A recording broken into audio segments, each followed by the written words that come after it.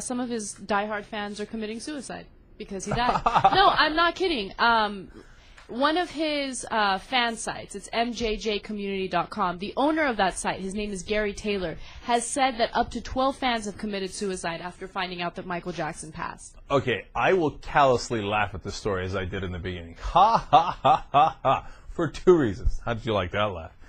Number one, I don't believe it for a second. I don't believe anyone has committed suicide over Michael Jackson. This is the kind of bullshit stories that come out right after something like this. Number two, if they did commit suicide, I have zero sympathy for them. None. You're going to commit suicide because some guy you don't even know who's a celebrity died? What? I mean, okay, I'm going to go over the top here. Good riddance. I mean, what the world is going to miss you? I mean, how emotionally unstable and pathetically weak were you? Okay, well, I can't offend you anymore because theoretically you committed suicide and you're no longer here.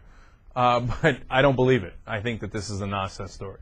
You know, Reverend Jesse Jackson actually came out and talked about this. I know. Which made me surprised, because at first I had the same reaction as you. I'm like, this is not newsworthy at all. We have no evidence of this, right? But Jesse Jackson released a statement, which still doesn't make it 100% credible, but it's interesting what he said. He says, "We fall down sometimes, we get back up. That's the right thing to do. In Michael's name, let's live together as brothers and sisters and not die apart as fools." Die apart as fools? I mean, come on. Is anybody really committing suicide over this? Can anyone be that psychologically damaged? There are people out there. Dude, people want to kill you because of your statements on YouTube. I mean, you read those comments. They're hardcore fans of Michael Jackson. Who doesn't want to kill me? I mean, this is getting ridiculous now. But look, imagine, I mean, I'm trying to get into their mindset, right? I mean, who do I really like as a celebrity? Ben Roethlisberger? Right? Hey, Big Ben! Right? Oh, Ben died, God forbid, right? That's it, oh my God, I'm going to chop off my right arm.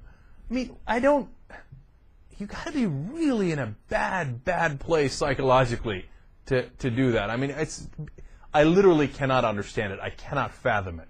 And the reason I'm going a little over the top on something which I don't think even exists, to be honest with you, is there's something so fundamentally weak about that, and that's what disturbs me.